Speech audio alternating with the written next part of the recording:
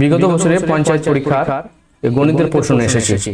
এর প্রথমটায় যদি 42 যদি বয় ইকুয়াল টু 42 হয় তবে গাল ইকুয়াল টু কত? দেখেন বি ও ওয়াই ওয়াই, ইংরেজিতে বি মানে 2, এটা মানে 15 আর এটা মানে 25। এ বি এই জন্য এ ইকুয়াল টু 1 হয়, যে সবগুলো যোগ করলে হবে 42। তাহলে গাল ইকুয়াল টু কত? জি আই আর এল, এটা মানে 7, এটা মানে 9, এটা মানে 18, এটা মানে 12। এবারে সবগুলো যোগ করলে হবে আমরা 46। রিজনিং ক্লাসে আমরা এগুলো ডিটেইলস বুঝতে পারবেন। এগুলো কিভাবে করেছি, ইংরেজি এ বি সি ডি, যে বি সি ডি যায় এ 1 বি 2 সি 3 এভাবে হতে হতে হতে হতে জেড ইকুয়াল টু 26 হয়, সেই সিকোয়েন্স অনুযায়ী এগুলো বসানো হয়েছে। চলেন 52টা দেখে নেব। একটি শ্রেণীতে ছাত্রীর সংখ্যা ছাত্রের সংখ্যা 5 গুণ, নিচের সংখ্যাটি গুণ করতে হবে। তাহলে 5 গুণ হতে 5, যদি ছাত্র হয় 1 তাহলে ছাত্রী হবে 5 গুণ, তাহলে এদের যোগফল কত? 6। তাহলে এই 6 দিয়ে ভাগ হতে হবে, এটা ভাগ হবে, এটা ভাগ হবে, এটা ভাগ হবে, এটা ভাগ হবে, তাহলে आंसर হবে 35। যেটা 6 দিয়ে ভাগ হবে না সেটা आंसर হবে না।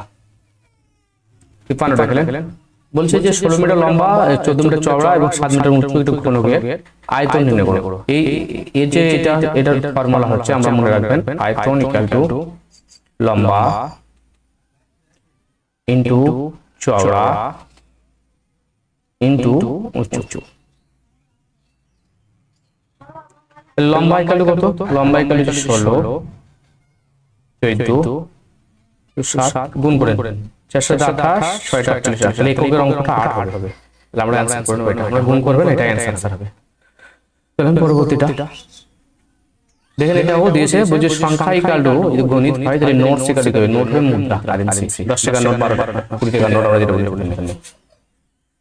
এটা দেখে গুরুত্বপূর্ণ প্রশ্ন দিয়েছে একটা, যে 55টা একটি নির্বাচনে একজন প্রার্থী যিনি 84% ভোট পেয়েছেন, তিনি 476 ভোটের সংখ্যাগরিষ্ঠ নির্বাচিত হন। মোট পদ্ধত ভোটের সংখ্যা কত? তাহলে যিনি জিতেছেন তিনি পেয়েছেন 84%, তাহলে যিনি হেরেছেন তিনি বাকিটা পাবেন, তাহলে তিনি পাবেন 16%। বুঝছেন? এই দুজনের মার্জিনে হলো এটাকে বিয়োগ করা, মানে প্রায় 476 ভোটটা বেশি পেয়েছে। এখানে আমরা ডিটেইলস দেখে নিচ্ছি একটু। দেখেন, তাহলে যিনি জিতেছেন তিনি পেয়েছেন 84%, আর যিনি হেরেছে তিনি পেয়েছেন 16%। এই ভোটটা ইকুয়াল টু হবে 476 ভোট। বুঝছেন? এদের মধ্যে যদি বিয়োগ করা হয় 84 থেকে 16 দেখেন, এই 6টা 8, 2 এবারে 6, এই 2 6 এর সাথে 8, তাহলে 68% ইকুয়াল টু হবে 476। 7 7 56 তাহলে 7 দিকে 8 দেখেন, 1% সমান 7, তাহলে টোটাল ভোটটা দিয়েছিল 100% লোক, তাহলে 700%, 700 হবে। आंसर হবে বি। এর পরবর্তীটা এখানে আরো গুরুত্বপূর্ণ প্রশ্ন আছে এই শেষ দিকে, আমরা ফলো করুন। এই ধরনের প্রশ্ন এসেছিল বিগত বছরে।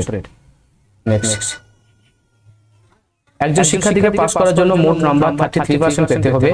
সে 125 নম্বর পেল এবং 40 নম্বরে ফেল করে পরীক্ষাটি মোট সর্বনিম্ন হবে। তাহলে দেখেন 33% যদি পায় কোনো ব্যক্তি, তাহলে সে পরীক্ষা পাস করবে। কিন্তু ওই ভদ্রলোক 125 নম্বর পেয়েছে, তাহলে ফেল করে কত? 40 নম্বরের জন্য, তাহলে 40টা আমরা যোগ করে দিলাম, তাহলে তো পাস হয়ে গেল না? এটা যোগ, এটা পেয়ে গেলে পাস হয়ে গেল, পাস।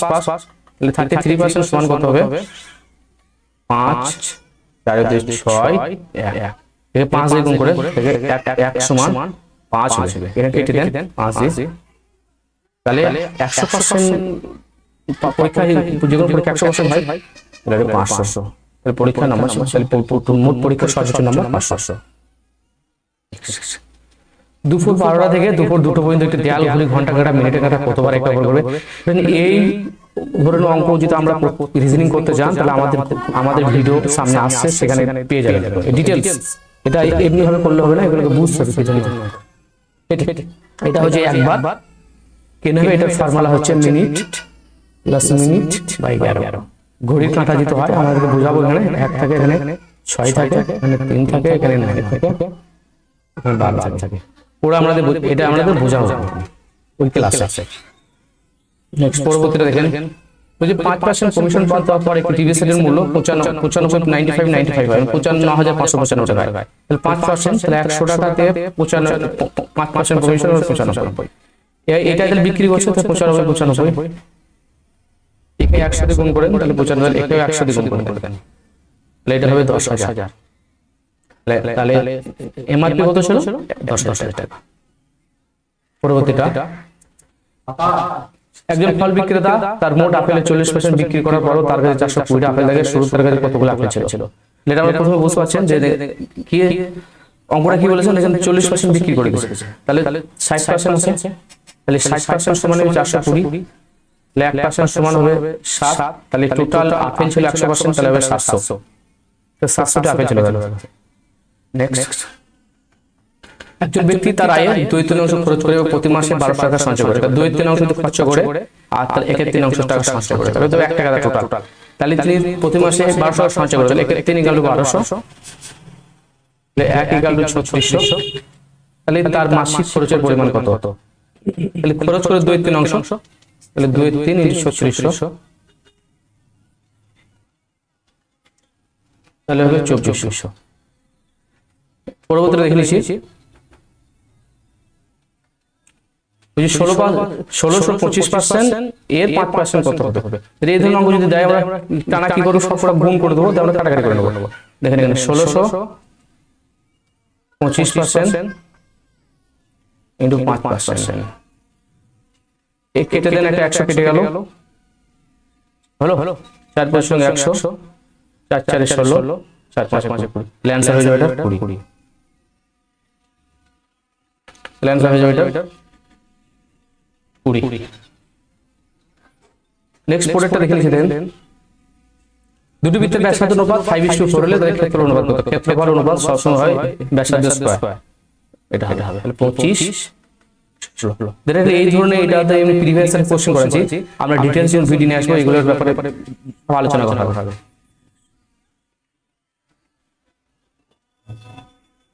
সাত দ্বারা বিভাজ্য সংখ্যাকে যখন 4 9 অথবা 12 দ্বারা ভাগ করা, তখন প্রতি ক্ষেত্রে 3 ভাগ থাকে, সংখ্যাটি কত?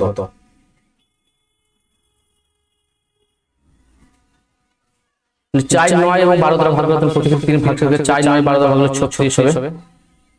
এদের লসাগু করে 4 9 আর 12 লসাগু করলে 36 হয়, কিন্তু প্রতি ক্ষেত্রে 3 ভাগ থাকে, সংখ্যাটি কত? সংখ্যাটি 7 দ্বারা বিভাজ্য হবে, তাহলে নিশ্চয়ই সংখ্যার স্ট্রাকচার এরকম হবে 36 কে 3, এর মান আমরা বসাবো 1 1 স্টার্ট করব, ডট ডট ডট মানে যতদূর চাই, এর মান 4 5, তাহলে আমরা যদি 1 বসাই 36 + 3, 36 36 3 কত হবে? 39। এই সংখ্যাটা তো 7 দ্বারা বিভাজ্য না, তাহলে এই সংখ্যাটা হবে না। নেক্সট পরবর্তী দেখো, আর আমরা চেষ্টা করছি এই এবার আবার 36 কে দেখেন 2 বসাও, 36 2 + 3 72 72 72 75, এটা 7 দ্বারা হবে না, 3 বসান, 318 8 318 8 হাতে গিয়ে 3 9 × 10 + 3, এটাও হবে না, 4 বসান, 424 + 4 + 3 হবে, + 3 4 বসান, 424 এর 4 2 যে 12 2 14 14 + 3 147, এটা কিন্তু 7 দ্বারা বিভাজ্য, তাহলে आंसर হয়ে যাবে অপশন সি। দেখেন এটা বোঝার চেষ্টা করবেন, আমরা এই ধরনের ক্লাস নিয়ে অঙ্ক নিয়ে আসবো, কোন ডিটেইলসে বুঝতে পারবেন, এটা ভিডিওটা আবার একবার দেখুন বোঝা না পেলে। 7 সেমি ব্যাসার্ধ বিশিষ্ট অর্ধবৃত্তের ক্ষেত্রফল কত হবে? বুঝতে পারছেন? পুরোটা হবে পাই আর স্কয়ার, তাহলে অর্ধবৃত্ত হবে হাফ পাই আর স্কয়ার, তাহলে বসান, তাহলে হাফ পাই মানে 22 এর 7 স্কয়ার, 7 × 7 7 দিকে কেটে দেন, 11 × 2 = 22, তারপরে তাহলে কত? 7 × 11 77 বর্গ সেমি, এই অধিবৃত্তের ক্ষেত্রফল এটা বর্গ সেমি হবে, 77 ইউনিট হবে, ক্ষেত্রফল ইউনিট সংখ্যা বর্গ সেমি। পরবর্তীটা দেখে নিচ্ছিলেন, তিনটি সংখ্যার মধ্যে প্রথম সংখ্যাটি দ্বিতীয় সংখ্যার দ্বিগুণ, দ্বিতীয় সংখ্যাটি তৃতীয় সংখ্যা 3 গুণ, যে সংখ্যাটি হবে, তাহলে তো আমরা শেষ থেকে শেষ এই দুটো অঙ্ক আমরা শেষ থেকে শুরু করব। তা তৃতীয় সংখ্যা 3 গুণ, তা তৃতীয় সংখ্যা যদি 1 হয়, তাহলে দ্বিতীয় সংখ্যাটা হবে 3 গুণ মানে 3, আর কি বলছে প্রথম দ্বিতীয় সংখ্যার দ্বিগুণ মানে এর দ্বিগুণ, তাহলে 3 দুগুণে 6, এই তিনটে এই সংখ্যা তিনটের গড়, এই তিনটে সংখ্যার গড় বলে দিয়েছে 10, তাহলে তিনটে সংখ্যার গড় কত? 6 এর 3 9, 9 কে যোগ করেন, তিনটে সংখ্যার গড় হবে 6 এর 3 9 কে 3, তাহলে আমরা পেয়ে যাচ্ছি 10/3, এটা গড় অ্যাকচুয়ালি, তো গড় দিয়েছে কত তোমাকে? 10/3, 10/3 সমান হবে 10, তাহলে কত হবে? 100 মানে 3, তাহলে বড় সংখ্যাটি কত? প্রথম সংখ্যাটা বড়, তাহলে 6 সমান হবে 318, তাহলে आंसर হয়ে যাবে 18। পরবর্তীটা একটি কাগজের সিট ফটোকপি করতে 1 টাকা খরচ হয়। তুমি প্রথম 1000টি সিটের পরে করা সমস্ত ফটোকপির উপর 2% ছাড় দেওয়া হয়। 4000 সিট ফটোকপি করতে কত টাকা লাগবে? তাহলে বুঝতে পারছেন, প্রথম যেটা করবে একটি কাগজের সিট ফটোকপি করতে 1 টাকা খরচ হবে। প্রথম 1000 সিটের পরে করার পর প্রথমটা 1000 টাকা লেগে যাবে। প্রথমটা যদি 1 টাকা করে লাগে তো 1000 টাকা লাগে। 4000 সিট কপি করতে কত টাকা খরচ হবে? তাহলে 3000 যে সিট কপি করবেন,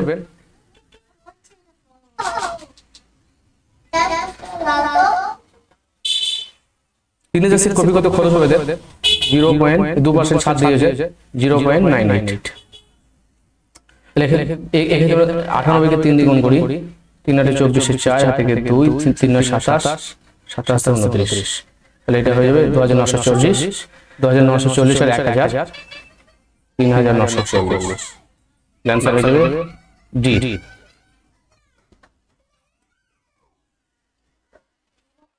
দেখেন কয়েকজন বালক তার ঊর্ধ্বকর্মে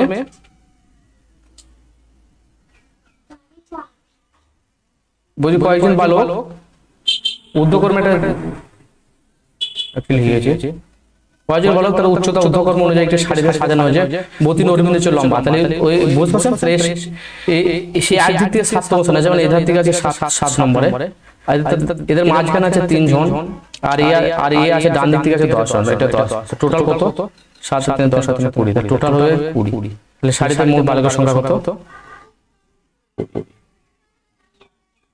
নেক্সট পরবর্তীটা দেখেন, একটি 20% দ্রবণে 8 লিটারে কত লিটার বিশুদ্ধ স্থির থাকবে? তাহলে 20% এর 8 লিটার, এটাই হবে आंसर। তাহলে এখানে কত হবে? 5 হয়ে যাচ্ছে, 5 × 100 5 1.6 মানে 1.6 লিটার। এটা आंसर হবে 69। চলেন 70টা দেখে নিয়ে তোরা করে রয়েছে। নিজে কোনটি দ্বিঘাত সমীকরণ নয়? এটা যেহেতু x কিউ আছে তাই এটা হবে না, বাকিগুলো দ্বিঘাত সমীকরণ। কারণ দ্বিঘাত সমীকরণ হতে গেলে মাস্ট x স্কয়ার এটা থাকতে হবে, কারণ যে কোনো দুটো মান থাকতে হবে, x এর দুটো মান আমাকে পেতে হবে। তিনটে মানে হবে না, একটি মানে হবে না। এখানে বলেছে যদি ভাগ চিহ্নের অর্থ গুণ, গুণ চিহ্নের অর্থ যোগ, যোগ অর্থ বিয়োগ এবং বিয়োগ চিহ্নের অর্থ ভাগ হয়, তবে 16 তাহলে 16 এর গুণ চিহ্নের অর্থ যোগ, আগে হচ্ছে যোগ চিহ্নের অর্থ বিয়োগ, আর বিয়োগ চিহ্নের অর্থ ভাগ, আর ভাগ চিহ্নের অর্থ গুণ। এখানে 16 + 3 × 4 8 দিয়ে ভাগ, এটা ভাগ করে দেন, বাদ বাদ হবে। তাহলে 16 + 3 - 16 সমান হয়ে যাচ্ছে, কেটে যাচ্ছে, তাহলে হবে 3। आंसर এটা আমরা বলছি বদমাশ নির্ণয় করবেন। আগে যে আমরা যে ডিটেইলস ক্লাস নিয়ে আসবো সেগুলো দেখে আলোচনা করা হবে। এখানে এটা কি বলেছে? বলছে যে 7 থেকে 15 আমরা 7 দুগুণে 14 + 1 বুঝতে পারছেন? তাহলে 15 দুগুণে 2 30, 30 × 7 = 32। তাহলে এখানে কি হচ্ছে? দুইটা কমন, কিন্তু এই একটা বেড়ে যাচ্ছে, তাহলে একটা বাদ দিলে আবার এখন 32 গুণ 2 করে 3 হবে। এখানে 32 গুণ 64 + 3 তাহলে হয়ে যাবে 67। পরবর্তীটা এবিসি ত্রিভুজ বলে সময় একটা সমকোণ, বি কোণের সমকোণ ত্রিভুজটা এরকম হয়। তাহলে এ বি সি, বিটা হবে 90 ডিগ্রি, এসি সমান কত? এ বি সমান কত বলছে? 24, এটা 7, তাহলে এটা হবে 25। অতিভুজ স্কয়ার লম্ব স্কয়ার প্যারাবোলা স্কয়ার এটা হবে 24 স্কয়ার + 7 স্কয়ার, তাহলে হবে 25 স্কয়ার।